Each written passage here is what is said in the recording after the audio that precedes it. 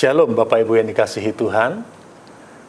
Saya selalu ingin menyapa kita semua dengan salam sehat selalu dalam kasih dan anugerah Tuhan, dalam perlindungan Tuhan kita Yesus yang selalu beserta dengan kita dari waktu ke waktu.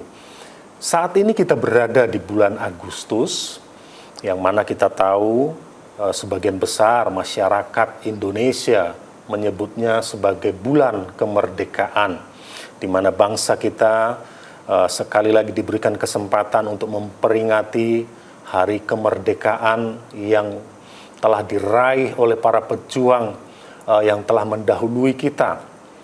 Saat ini bangsa kita telah memasuki usia yang ke-76 tahun kemerdekaan, telah merdeka dari penjajahan. Tentunya ketika kita berbicara tentang kemerdekaan, maka sebagai anak-anak Tuhan, sebagai orang-orang percaya, kita juga adalah orang-orang yang telah dimerdekakan dari dosa. Kita adalah orang-orang yang telah dimerdekakan dari kutuk dosa.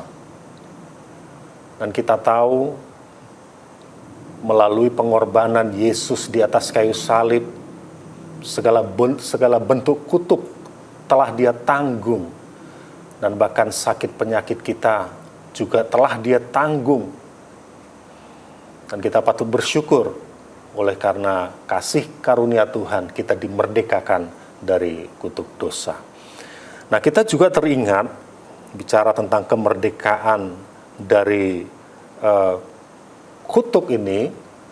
Kita teringat dengan apa yang dinasihatkan oleh Rasul Paulus kepada anak-anak Tuhan atau pengikut-pengikut Kristus yang ada di Galatia. Pada saat itu Paulus menasihatkan mereka supaya mereka tidak menyalahgunakan kemerdekaan yang Tuhan anugerahkan kepada mereka, tidak menyalahgunakannya sebagai kesempatan untuk hidup dalam dosa. Nah, kita akan baca ayatnya dalam Galatia pasal yang ke-5, ayat yang ke-13. Secara lengkap kita akan baca dalam Galatia 5 ayat 13 ini.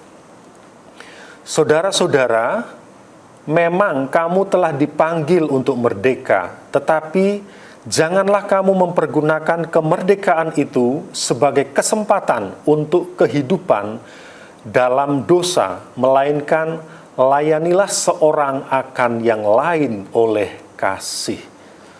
Saudara yang dikasihi Tuhan, salah satu penyebab mengapa Paulus menyampaikan nasihat ini kepada anak-anak Tuhan yang ada di sana, rupa-rupanya telah tercium oleh Paulus bahwa ada beberapa di antara anak-anak Tuhan pada saat itu yang telah kembali, atau ada yang mempengaruhi mereka untuk kembali kepada perhambaan hukum Taurat, atau mereka kembali kepada hukum Taurat, padahal mereka ketika mereka percaya kepada Yesus, kepada Kristus, sesungguhnya mereka sudah dibebaskan dari kutuk hukum Taurat, sudah dimerdekakan dari kutuk hukum Taurat. Itu sebabnya Paulus dalam ayat sebelumnya mengatakan demikian. Dalam ayat yang ke-11, saya mulai, Galatia 5 ayat yang ke-11. Dan lagi aku ini, saudara-saudara, jikalau aku masih memberitakan sunat, mengapakah aku masih dianiaya juga? Sebab kalau demikian, salib bukan batu sandungan lagi. Ayat yang ke-12, baiklah mereka yang menghasut kamu itu mengebirikan saja dirinya. Ini pernyataan tegas dari Paulus terhadap orang yang berusaha untuk menarik kembali jemaat yang ada di Galatia kepada peraturan-peraturan hukum Taurat. Nah, menariknya di sini, meskipun jemaat Tuhan yang ada di Galatia, meskipun murid-murid Kristus yang ada di Galatia telah melakukan kesalahan di mata Paulus, tetapi Paulus mengawali ayat yang ke-13 ini dengan kata saudara-saudaraku. Ini artinya apa? Dengan kasih Paulus menegur anak-anak Tuhan yang ada di Galatia pada saat itu. Dengan kasih persaudaraan dia menegur mereka dengan berkata saudara-saudaraku. Nah, Bapak Ibu yang dikasihi Tuhan, dari ayat yang ke-13 yang kita sudah baca tadi, kita mendapatkan ada 3 hal. Ada 3 hal yang bisa kita pelajari dari ayat yang ke-13 atau Galatia 5 ayat yang ke-13 ini. Hal yang pertama, melalui ayat ini, kita yang hidup pada masa sekarang ini diingatkan bahwa kita dipanggil untuk merdeka. Tadi dikatakan memang kamu telah dipanggil untuk merdeka. Saya, saudara dan saya dipanggil untuk merdeka. Tentunya panggilan yang Tuhan nyatakan atau Tuhan sampaikan ini, kalau kita tidak respon dengan iman, maka itu tidak akan terjadi dalam kehidupan kita. Tetapi karena kita merespon panggilan itu dengan iman kita, iman percaya kita bahwa kita percaya sudah ditebus oleh darah Yesus, sudah dimerdekakan oleh darah Yesus, maka kita benar-benar dimerdekakan. Nah, kalau kita membaca dalam Galatia pasal yang ketiga, ayat yang ke-13, Galatia pasal yang ketiga ayat yang ke-13, ini merupakan cara bagaimana kita dimerdekakan. Kristus telah menebus kita dari kutuk hukum Taurat dengan jalan menjadi kutuk karena kita. Sebab ada tertulis, terkutuklah orang yang digantung pada kayu salib. Jadi, cara kita dimerdekakan dari kutuk hukum Taurat, cara kita dimerdekakan dari kutuk dosa, cara kita dimerdekakan dari keterikatan atau belenggu dosa, itu dengan cara Yesus memberikan dirinya menjadi kutuk. Yesus merelakan dirinya dijadikan kutuk supaya kita merdeka dari kutuk. Hari Sabtu yang lalu kita sudah mendengar Bapak Gembala kita menyampaikan bahwa hukum Taurat diberikan melalui Musa kepada bangsa Israel pada saat itu, dan hukum Taurat ini berisi peraturan-peraturan. Dan pada saat itu Bapak Gembala sampaikan bahwa Paulus sendiri mengakui bahwa peraturan-peraturan yang ada dalam hukum Taurat ini merupakan peraturan-peraturan yang berat. Karena apa? Karena satu saja hukum Taurat yang dilanggar, maka itu membatalkan hukum-hukum yang lainnya. Meskipun dari 10, misalnya 10 hukum Taurat, satu saja dari 10 hukum Taurat yang dilanggar, itu dapat membatalkan ke-9 hukum Taurat yang sudah dilakukan. Begitu beratnya. Itu sebabnya wajar Paulus menasihatkan kepada jemaat yang ada di Galatia supaya mereka tidak menyalahgunakan kemerdekaan yang Tuhan berikan. Karena apa? Karena anak-anak Tuhan pada saat itu yang tadinya berada dalam kungkungan peraturan-peraturan yang demikian ketat, tetapi begitu mereka memperoleh kasih karunia, kalau mereka tidak hati-hati, maka mereka akan begitu mudahnya jatuh dalam dosa. Nah, itu hal yang pertama yang kita dapatkan dari Galatia pasal yang ke-5 ayat yang ke-13 ini, bahwa kita dipanggil untuk merdeka. Saudara dan saya dipanggil untuk merdeka. Merdeka dari kutuk hukum Taurat atau merdeka dari kutuk dosa.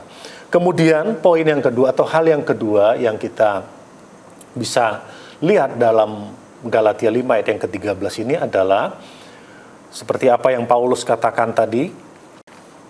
Dia katakan demikian, tetapi janganlah kamu mempergunakan kemerdekaan itu sebagai kesempatan untuk kehidupan dalam dosa.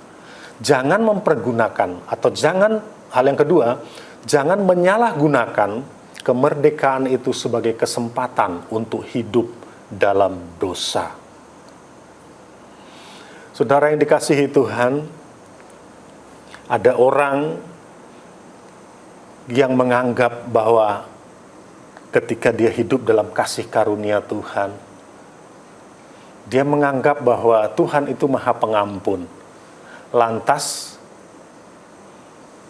merasa bebas untuk melakukan dosa, merasa bebas untuk berbuat dosa. Karena apa? Mereka punya prinsip.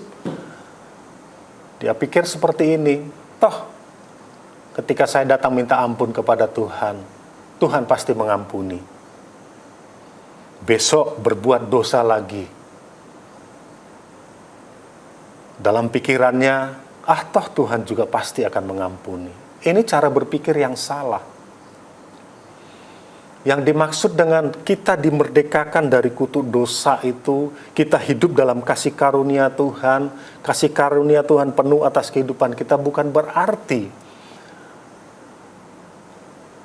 kita yang tadinya sudah dimerdekakan itu merdeka pula untuk hidup dalam dosa. Bukan seperti itu. Kemudian ada juga orang yang piawai dalam menyembunyikan kebohongan di balik kebenaran. Kalimat ini atau quotes ini saya baca di salah satu acara di GLS yang beberapa waktu lalu atau beberapa tahun yang lalu diselenggarakan di gereja kita. Saya baca ada quotes dari salah seorang pembicara pada saat itu yang bunyinya seperti yang saya sampaikan tadi. Ada orang yang piawai dalam menyembunyikan kebohongan di balik kebenaran. Awalnya saya tidak paham dengan apa yang dimaksud, tapi saya mendapat penjelasan bahwa ternyata memang ada orang yang bicara kekudusan, tetapi sesungguhnya dia sendiri tidak hidup dalam kekudusan. Ada orang yang membicarakan tentang bahwa Tuhan atau Allah itu Maha Kudus adanya. Itu merupakan kebenaran. Memang benar Allah itu kudus adanya. Tapi ketika dia menyampaikan itu, sebenarnya dia dalam keadaan tidak kudus. Nah, itu yang dimaksud dengan piawai dalam menyembunyikan kebohongan di balik kebenaran. Kemudian ada juga orang bicara tentang atau membahas tentang perzinahan, jangan berzina. Tetapi otaknya otak zina. Menyampaikan firman Tuhan tentang jangan berzina, itu merupakan kebenaran. Tetapi ketika orang yang menyampaikan itu masih hidup dalam perzinahan, sesungguhnya dia sedang menyembunyikan kebohongan di balik kebenaran firman Tuhan yang dia sampaikan. Ini contoh orang yang menyalahgunakan kemerdekaan yang Tuhan anugerahkan kepada dia sebagai kesempatan untuk hidup dalam dosa. Saya percaya orang yang seperti itu sebenarnya hati nuraninya menuduh dia. Hati nuraninya menuduh dia tentang dosa yang tersembunyi yang ada dalam dirinya. Tetapi karena dia piawai dalam menyembunyikan kebenaran, kebohongan di balik kebenaran, maka dia tetap menjalankan itu. Ada juga orang yang sangat ahli dalam menasihati orang supaya mudah melepaskan pengampunan kepada orang yang menyakiti, kepada orang yang melukai, tetapi dalam hatinya sendiri tersimpan kebencian, dalam dirinya atau hatinya sendiri syarat dengan kepahitan. Nah, orang-orang yang seperti itu adalah orang-orang yang menyalahgunakan kemerdekaan yang Tuhan anugerahkan kepada mereka sebagai kesempatan untuk hidup dalam dosa. Saya berharap tidak ada di antara kita yang seperti itu. Kita adalah orang-orang yang mensyukuri apa yang Tuhan anugerahkan kepada kita. Kita adalah orang-orang yang mensyukuri kemerdekaan yang Tuhan anugerahkan kepada kita, merdeka dari kutuk dosa. Kita mensyukuri itu. Dan kita mensyukurinya dengan jalan hidup sesuai, belajar dan terus belajar untuk hidup sesuai dengan firman Tuhan. Nah, yang terakhir atau yang ketiga yang kita dapatkan dari ayat yang ke-13 dalam Galatia pasal yang kelima ini adalah dalam bagian yang terakhir, melainkan layanilah seorang akan yang lain oleh kasih. Kata kasih di sini memakai kata agape, dan kita tahu apa arti dari kasih agape. Kasih agape ini adalah kasih ilahi, kasih yang tidak menuntut balas. Dan di sini dikatakan supaya kita sebagai orang yang telah dimerdekakan dari kutuk dosa, dari kutuk perhambaan hukum Taurat, kita adalah orang-orang yang melayani seorang akan yang lain dengan kasih. Kita melayani sesama tubuh Kristus. Tetapi kalau boleh saya katakan, itu harus dimulai dari rumah kita masing-masing. Prakteknya dimulai dari rumah kita masing-masing. Misalnya, adik melayani kakak dengan kasih agape, demikian juga sebaliknya. Anak dengan orang tua, demikian juga sebaliknya. Menantu terhadap mertua, demikian juga sebaliknya. Belajar praktek melayani sesama saudara dengan kasih agape yang dari Tuhan.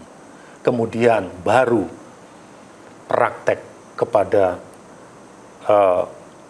sesama manusia di luar anggota keluarga. Kan akan menjadi aneh. Kita bisa melayani orang dengan kasih agape, sementara kita dengan saudara kita, dengan adik kita, dengan kakak kita, dengan mertua kita, dengan orang tua kita, kita tidak bisa saling mengasihi, saling melayani dalam kasih. Kalau dalam kalimat ini dikatakan, layanilah seorang akan yang lain oleh kasih, itu artinya kasih agape itu yang menjadi penggeraknya, yang menjadi motor dalam pelayanan kita, di dalam kita saling melayani satu dengan yang lain. Yang menjadi motornya adalah kasih agape. Saudara yang dikasihi Tuhan, salah satu tujuan kita dimerdekakan dalam Kristus Yesus adalah untuk saling mengasihi dan saling melayani dalam kasih, yaitu kasih agape. Nah, mari sebagai anak-anak Tuhan yang telah dimerdekakan dari dosa, mari kita isi kemerdekaan yang Tuhan anugerahkan kepada kita dengan hal-hal yang bersifat kekekalan. Kita minta Roh Kudus untuk mengajari kita dan memimpin tiap langkah kita. Tuhan Yesus memberkati. Amin.